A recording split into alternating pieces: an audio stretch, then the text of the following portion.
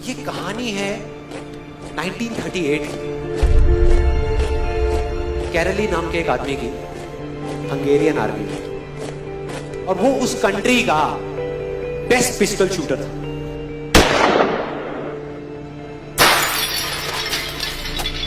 जितनी भी national championships हुई थी उस कंट्री में, उसको वो जीत चुका था।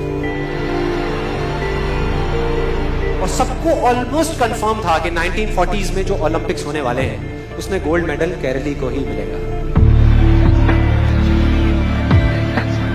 और उसने सालों से ट्रेनिंग करी थी।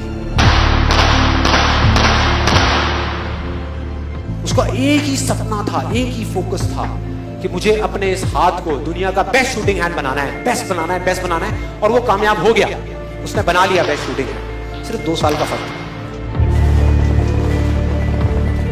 1938 में एक आर्मी का ट्रेनिंग कैंप चल रहा था। क्योंकि वो आर्मी में था तो एक एक्सीडेंट हो गया। उसके उसी हाथ में जिससे उसने गोल्ड मेडल जीतना था, उसमें एक हैंड ग्रेनेड फट गया और वो हाथ चला गया। जो उसका सपना था, जो फोकस था, सब खत्म।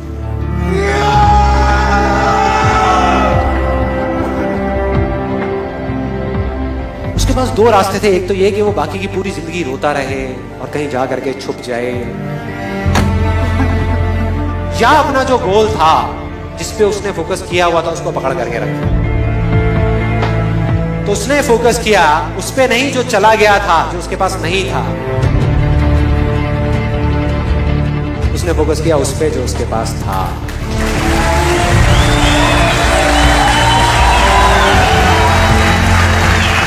जो उसके पास था। और क्या था उसके पास में? एक लेफ्ट हैंड, एक ऐसा हाथ जिससे वो लिख तक नहीं सकता था।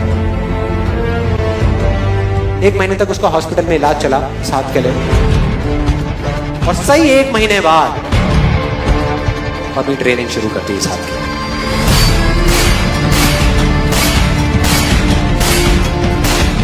ट्रेनिंग के 1 साल बाद, मतलब कि 1939 में वो वापस आया।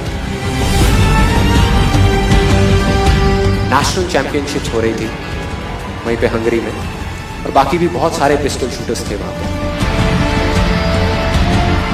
उन्होंने जा करके उसको कंग्रेचुलेट किया, कहा कि यार देखो, ये होता है जज्बा, ये होती है स्पोर्ट्समैन स्पिरिट, कि इतना सब कुछ होने के बाद भी तुम यहां पर आए हो हमको देखने के लिए और हमारा हौसला बढ़ाने के लिए। किसी को नहीं पता था कि वो 1 साल से अपनी ट्रेनिंग कर रहा था लेफ्ट हैंड की। और उसने जवाब दिया, मैं यहां पर तुम्हारा हौसला बढ़ाने नहीं आया, तुम्हारे साथ कॉम्पीट करने आया हूं, तुमसे लड़ने आया हूं, तैयार हो जाओ। और कंपटीशन हुआ। बाकी सब वहां पर जितने भी लोग थे वो कॉम्पीट कर रहे थे अपने बेस्ट हैंड से। ये कॉम्पीट कर रहा था अपने ओनली हैंड से, ओनली हैंड से। कौन जीता? The man with the only hand, Kairali जीत गया। लेकिन वो यहां नहीं रुका। उसका गोल क्लियर था कि मुझे इस हाथ को इस कंट्री का नहीं, इस पूरी दुनिया का बेस्ट शूटिंग हैंड बनाना है। उसने अपना सारा फोकस उठा करके डाला 1940 पे, जब ओलंपिक्स होने वाले थे। लेकिन 1940s के ओलंपिक्स कैंसिल हो गए वर्ल्ड वॉर की वजह से।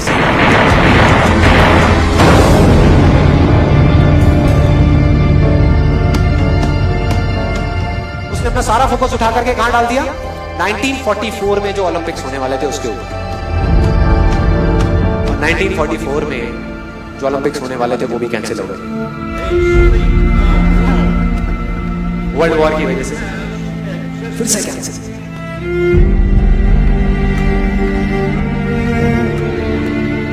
उसने अपना सारा फोकस उठा करके डाल दिया 1948 के ओलंपिक्स में।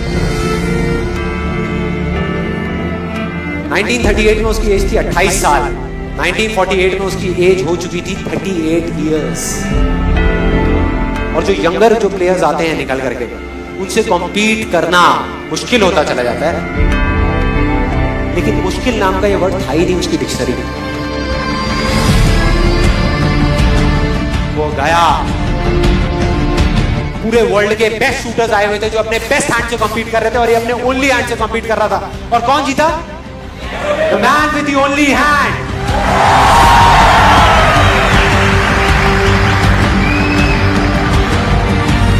लेकिन वो तब भी नहीं रुका। 1952 ओलंपिक्स, दोबारा कॉम्पीट किया उसने, और इस बार गोल्ड मेडल कौन जीता? गैरल ली। 4 साल बाद दोबारा से, और पूरी की पूरी हिस्ट्री को बदल करके रख दिया ओलंपिक्स। इस पर्टिकुलर कंपटीशन में उससे पहले किसी भी एथलीट ने लगातार 2 गोल्ड मेडल्स नहीं जीते।